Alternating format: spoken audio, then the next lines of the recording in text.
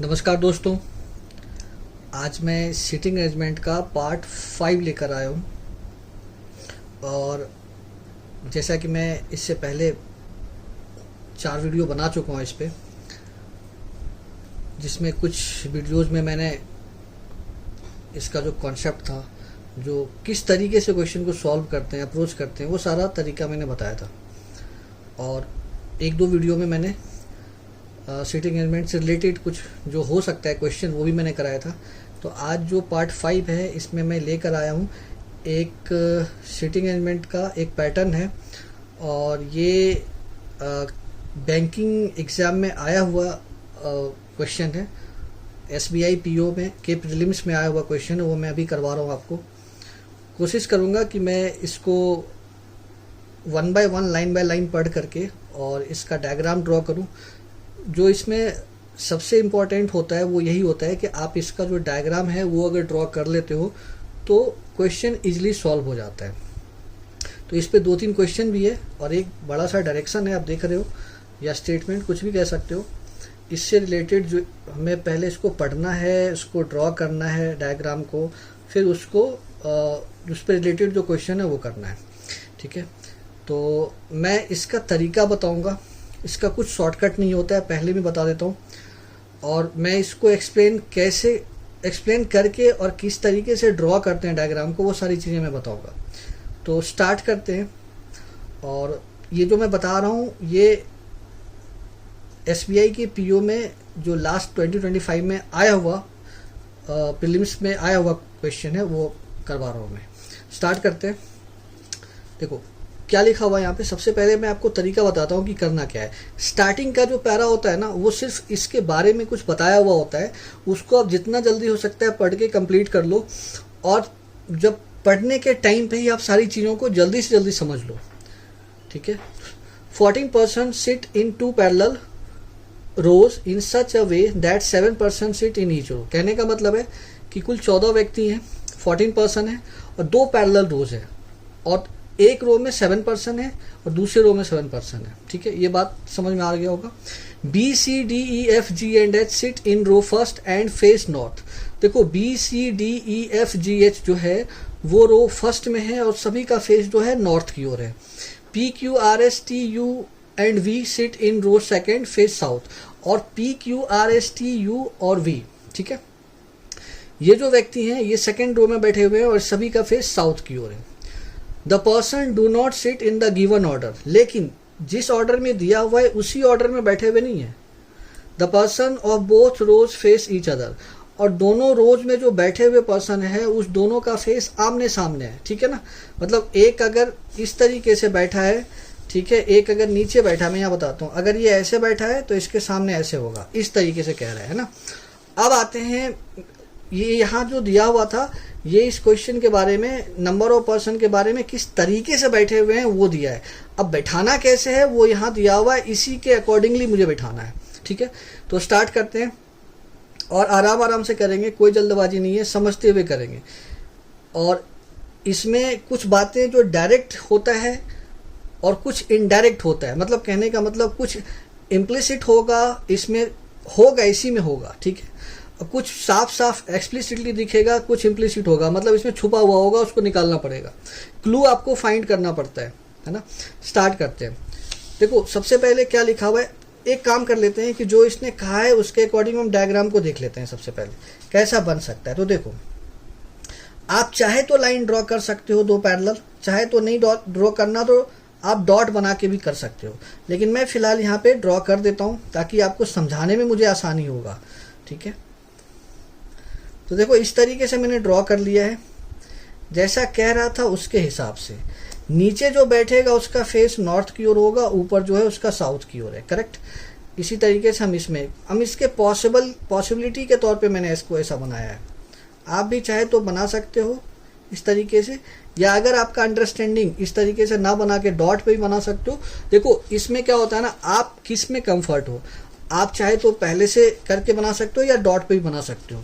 7% है, मैं यहाँ पे डाल देता हूँ 1 2 3 4 5 6 एंड 7, 1 2 3 4 5 6 एंड 7। एक बात का ध्यान रखना आप कि जो ये क्वेश्चन आता है ना, इसमें 4 या 5 क्वेश्चन आता है या 3 क्वेश्चन आता है, तो आप जब स्टेटमेंट है ना इसको आराम से पढ़ के बनाओ, कोई दिक्कत नहीं है। हाँ, बहुत टाइम नहीं लगाना है, लेकिन बनाना है ध्यान से इसको।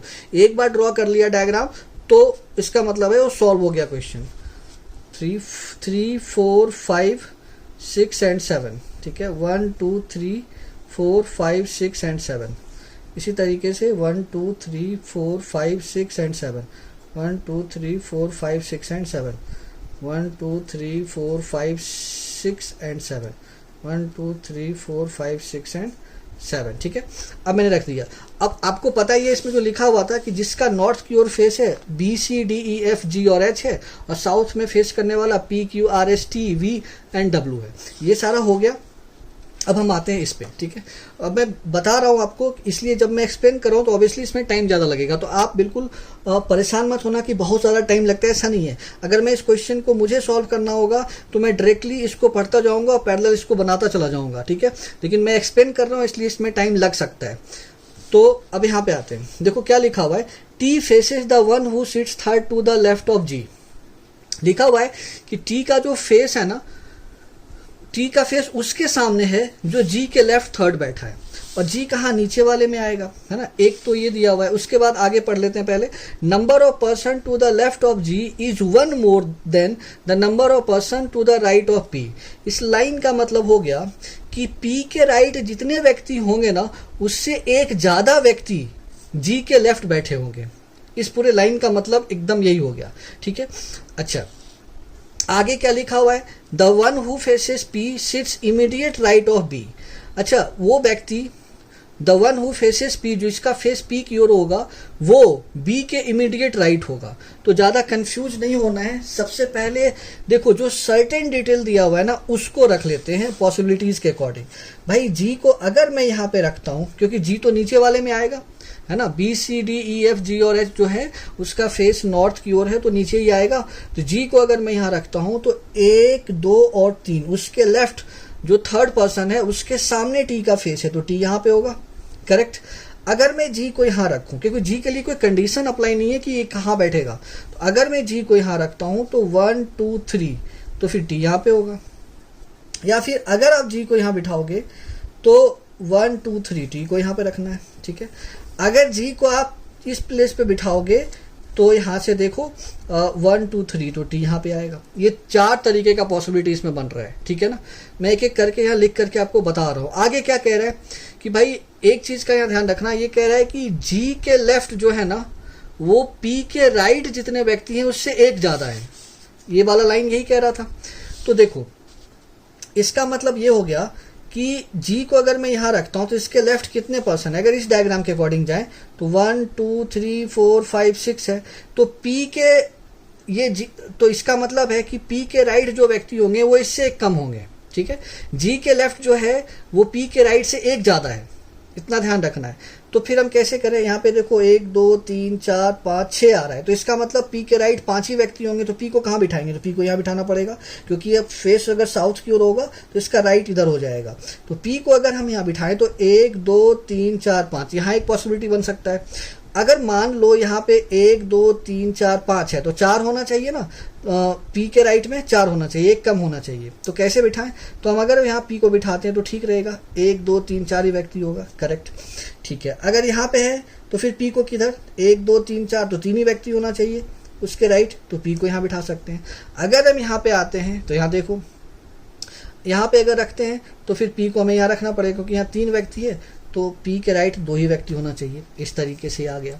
अच्छा, एक चीज और है इसमें, अब सेकंड लाइन पे चलते हैं। ये मैंने ड्रॉ कर लिया है, फर्स्ट जो है ये पार्ट मैंने अभी यहाँ पे कर दिया, लेकिन पॉसिबिलिटीज के तौर पे है, ध्यान रखना। अब कोई ना कोई एक यहाँ पे सही होगा जरूर।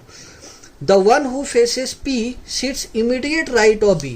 भाई जिस व्यक्ति का फेस P की ओर है ना, वो B के इमीडिएट राइट है। तो हम क्या करें, तो B को अगर हम यहाँ रख दें तो उसका इमीडिएट राइट ये हो जाएगा, क्योंकि नॉर्थ की ओर फेस है तो B का राइट ये होगा, तो उसके सामने P का फेस है। अगर यहाँ देखें तो यहाँ पे B को यहाँ रखना पड़ेगा, इसमें अगर देखोगे तो B को यहाँ रखना पड़ेगा, और अगर इसमें देखोगे तो B को यहाँ रखना पड़ेगा, ठीक है। आराम आराम से करते हैं सॉल्व, कोई दिक्कत नहीं है सारा। जहां तक आपको पॉसिबिलिटीज अरेंज करने की बात है, वहां थोड़ा आपको ध्यान देना पड़ेगा। आगे चलते हैं। F neither sits at the extreme end nor adjacent to जी।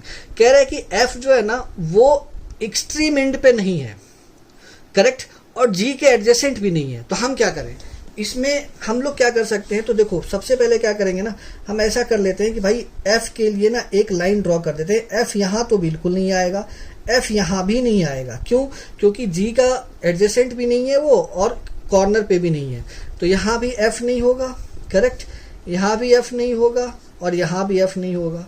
ये आप याद भी रख सकते हो, चाहे तो डायग्राम के आसपास रख भी सकते हो इसको, ताकि आपसे पता लग जाएगा कि एफ को कहाँ कहाँ नहीं रखना है। एफ यहाँ भी नहीं होगा, एफ यहाँ भी नहीं होगा, करेक्ट। यहाँ देखो एफ को यहाँ भी नहीं रखना है, एफ को यहाँ भी नहीं रखना है, एफ तो जी के पास भी नहीं होगा। तो ये इससे पता लग जाएगा एफ के लिए कौन सा वैकेंट प्लेस है। ठीक है, ये मैंने कर दिया। तो the one who faces P seats immediate right of B, ये मैंने कर लिया। F neither seats at the extreme end nor adjacent to G. ठीक है, एफ एक्सट्रीम एंड पे नहीं है और जी के पास भी नहीं बैठा है। आगे चलते हैं। More than 2 person sit between F and the one who faces V. ये लाइन को ध्यान से समझना कि कह रहा है कि more than 2 person sit between F and the one who faces B. F और जिसका फेस बी के सामने है उसके बीच में 2 से ज्यादा व्यक्ति बैठे हैं। ठीक है, एफ और जिसका फेस वी के सामने है उसके बीच में 2 से ज्यादा व्यक्ति हैं, इस चीज को ध्यान रखना। उसके आगे कह रहा है कि number of person sit between T and V is same as the number of person sit between D and E. तो हम ऐसा कर सकते हैं कि भाई ये जो कह रहा है इसको हम समझ लेते हैं कि कह रहा है कि टी और जो यहाँ कह रहा है ये टी और वी है ना, इक्वल है नंबर ऑफ पर्सन किसके बीच में, बिटवीन डी एंड ई। ये बात का भी ध्यान रखना है कि टी और वी के बीच में जितने पर्सन है उतने डी और ई के बीच में है। Clear. S sits third to the right of Q. S जो है वो क्यू के राइट थर्ड प्लेस है। ठीक है, ये सब बात जब आप पढ़ रहे होते हो तो आपको दिमाग में भी रखते जाना है, बार बार लाइन को नहीं पढ़ना है। 2 person sit between C and D. 2 person C और डी के बीच में बैठे हैं। Who sits opposite to R, मतलब ये पूरा लाइन है ये कहना चाह रहा है कि 2 पर्सन सी और डी के बीच में बैठे हैं और डी जो है ना वो आर के ऑपोजिट मतलब आर के सामने बैठा हुआ है। अब हम आते हैं कहाँ पे, अब देखो ये सारा मैंने पढ़ लिया है। अब सबसे पहले हम किसको बिठाएंगे, ये ध्यान रखना, एफ को लेके आते हैं। ठीक है, एफ को जब हम बिठा लेंगे बिटवीन एफ एंड वी तो सारा अपने आप क्लियर हो जाएगा। तो ठीक है, तो हम कैसे कर सकते हैं, एफ यहाँ नहीं आएगा, एफ यहाँ नहीं आएगा। ध्यान रखना है एफ और वी के सामने जिस पर्सन का फेस है उसके बीच में 2 से ज्यादा व्यक्ति हैं। तो अगर मैं एफ को यहाँ बिठा दूं, ठीक है, यहाँ बिठा दिया तो 1 2 व्यक्ति से ज्यादा एफ और वी के बीच में, तो वी को यहाँ रख सकते हैं। एक पॉसिबिलिटी के तौर पे वी को हम यहाँ रख सकते हैं। ठीक है, एक बात यहाँ पे क्लियर हो गया। अच्छा, अब यहाँ पे एक चीज और ध्यान देना कि यहाँ एफ नहीं, यहाँ एफ नहीं, यहाँ एफ नहीं, तो फिर एफ कहाँ, एफ को हम यहाँ रख तो सकते ही हैं। 1 2 और 2 से ज्यादा व्यक्ति, तो इसका पी तो ऑलरेडी यहाँ आ गया, तो मतलब वी को यहाँ रख सकते हैं पॉसिबिलिटी के तौर पे।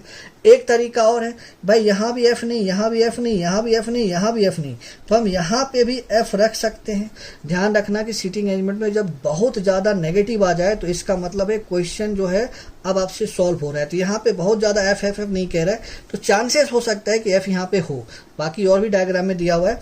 अब देखो 1 2 से ज्यादा व्यक्ति कह रहे हैं, तो यहाँ पे हो सकता है कि वी यहाँ पे हो। ठीक है, हो सकता है वी यहाँ पे हो या यहाँ पे भी हो, अभी पता नहीं है, आगे पता चल जाएगा। और इसमें देख लो एफ यहाँ नहीं आएगा, एफ यहाँ नहीं, एफ यहाँ नहीं आएगा, तो फिर एफ के लिए जगह कहाँ, एफ यहाँ भी नहीं आएगा, भाई जी का पड़ोसी तो है ही नहीं, है ना, तो यहाँ भी नहीं आएगा। तो इसका मतलब एफ को हम कहाँ रख सकते हैं, एफ को हम यहाँ रख सकते हैं। ठीक है ना, यहाँ नहीं, दोनों एक्सट्रीम एंड पे नहीं होगा, इन दोनों जगह पे नहीं होगा, यहाँ 2 बैठा है, इसका मतलब एफ यहाँ हो सकता है। तो कह रहा है कि यहाँ एफ होगा, एफ को अगर मैं यहाँ कर दूं, ठीक है, तो कह रहा है एफ और वी के बीच में कितने होने चाहिए, 2 से ज्यादा व्यक्ति, तो इसका मतलब 1 2, इसका मतलब वी इधर आ सकता है ना, इस साइड आ सकता है। अब इसको ड्रॉ करके देखते हैं, इसके आगे वाले लाइन पे चलते हैं। ठीक है, आगे क्या कहा जा रहा है, number of person sit between T and V as is same as the number of person sit between D and E. इस लाइन में कह रहा है टी और वी के बीच उतने व्यक्ति हैं जितने डी और ई के बीच में है। तो भाई टी और वी के बीच में तो यहाँ कोई व्यक्ति ही नहीं है। ठीक है, तो फिर इसका मतलब ये हो सकता है कि जब यहाँ कोई व्यक्ति नहीं है तो डी और ई के बीच में भी कोई व्यक्ति नहीं हो सकता है, एक पॉसिबल यहाँ कंडीशन बन सकता है। लेकिन एक चीज का यहाँ पे ध्यान रखना है, आगे कह रहा है ये भी कि सी और डी के बीच में दो व्यक्ति हैं, इस बात का भी ध्यान रखना है। S sits third to the right of Q, और उसको बाद जो दिया है 2 person sit between C and D.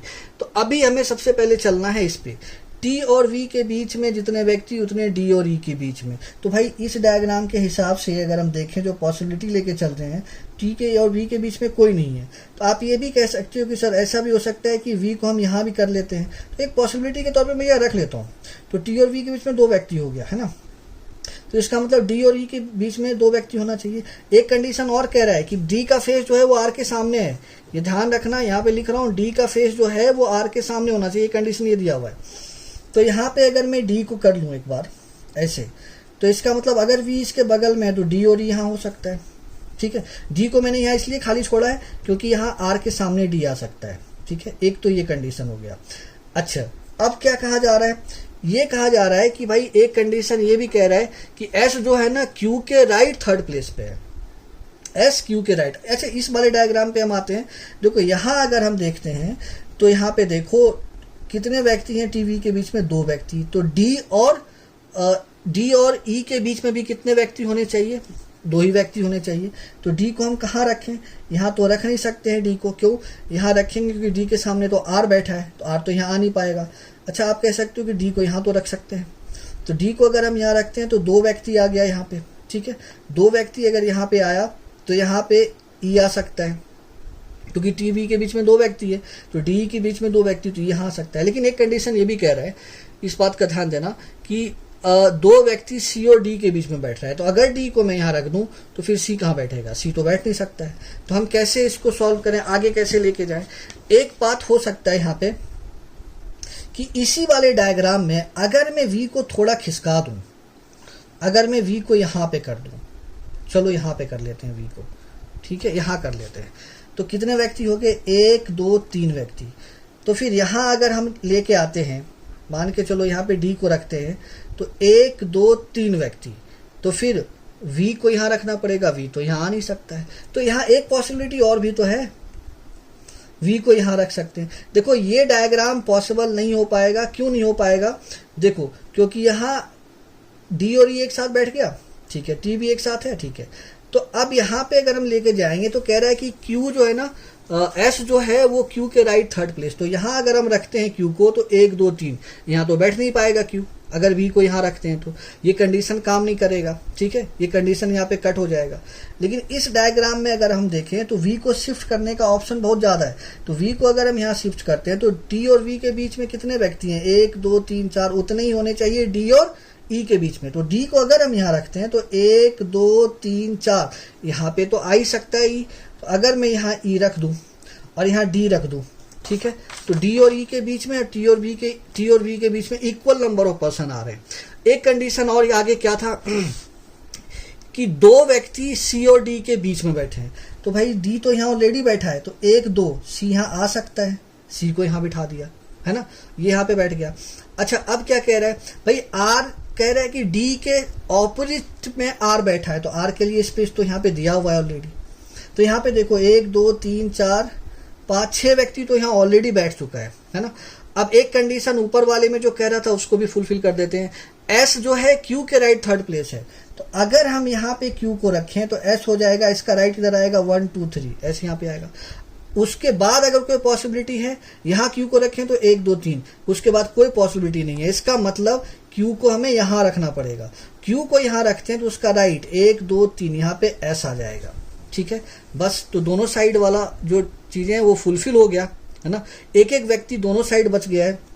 तो ऊपर ध्यान से नीचे देख लेते हैं क्या क्या, B C D E F G आ गया, एच बच गया, एच को यहाँ रख लेते हैं। और ऊपर में एक व्यक्ति और बच गया है, कौन बच गया है, P Q R S T, उसके बाद यू वी। तो इसका मतलब यू जो है वो यहाँ पे आ जाएगा, ठीक है, यू यहाँ पे बैठ गया। तो ये डायग्राम जो है ये सही आ रहा है। बाकी दो का जरूरत इसलिए नहीं पड़ा क्योंकि यहाँ पे गलती हुआ ही नहीं, ये बात का ध्यान रखना। ये यहाँ पे गलत हो गया, इसको अरेंज करने में ही गलती हो गया।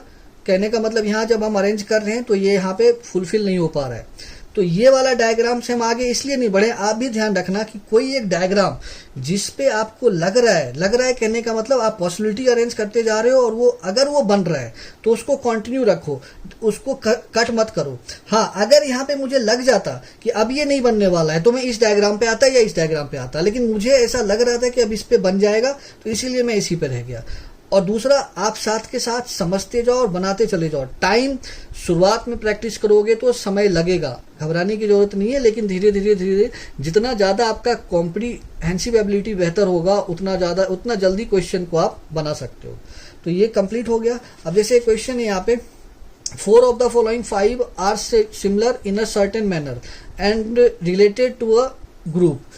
Who among the following is not related to the group? कहने का मतलब ये कि इस 5 ऑप्शन में से 4 जो है ना किसी प्रकार एक ही समान है, एक अलग है, एक इसमें से अलग है, मतलब ऑड वन आउट करना है। तो देखो क्या है, you V H D R. तो देखो V है वो भी किनारे पे बैठा है, H भी किनारे पे बैठा है, D भी किनारे पे बैठा है और R भी किनारे पे बैठा है, U बीच में बैठा है, तो आंसर U हो जाएगा। How many person sit between you and the one who faces F? तो कह रहा है कि U और जो F की ओर फेस करके बैठा है उसके बीच में कितने व्यक्ति हैं। U यहाँ पे बैठा है और F के सामने जो बैठा है वो T बैठा है, तो कितने, यहाँ 1 2 व्यक्ति हैं, इसका आंसर ये हो जाएगा। ठीक है, उसके बाद एक क्वेश्चन और है जो मैं आपको बता रहा हूँ। एक क्वेश्चन और है यहाँ पे, what is the position of H with respect to one who sit opposite to S? कहने का मतलब है कि जो H का पोजीशन है, what is the position of H with respect to the one who sits opposite to S? S के opposite जो बैठा है ना उसके रेस्पेक्ट में H का पोजीशन क्या है। तो S के ऑपोजिट जो बैठा है, S के ऑपोजिट B बैठा है, तो उसके रेस्पेक्ट में H का पोजीशन क्या है। तो H तो उसके राइट 1 2 3 4 फोर्थ है, उसके राइट H उसके राइट फोर्थ है। तो देख लो यहाँ पे ऑप्शन में 4 टू द लेफ्ट है, इमीडिएट लेफ्ट है, सेकंड है, 4 टू द राइट है। ठीक है, तो यहाँ 1 2 3 4 राइट ही तो है, तो इसका हो जाएगा 4 टू द राइट। 3 क्वेश्चन, इसमें 2 क्वेश्चन और था लेकिन मैंने 2 क्वेश्चन छोड़ दिया है क्योंकि मेन तो डायग्राम था, डायग्राम हो जाने के बाद क्वेश्चन सारा हो जाता है। जो 3 क्वेश्चन था वो मैंने करा है। ये जो क्वेश्चन था बेसिकली SBI का जो PO का एग्जाम हुआ था अभी 2025 में, उसमें पूछा गया था और उसको मैंने सॉल्व किया। अगले क्लास में मैं और भी क्वेश्चन लेके आऊँगा। आप पेशेंटली वीडियो को देखा करो, 100% समझ में आएगा, तरीका समझ में आना चाहिए, ट्रिक कुछ भी नहीं है इसमें। तो मिलते हैं अगले क्लास, धन्यवाद।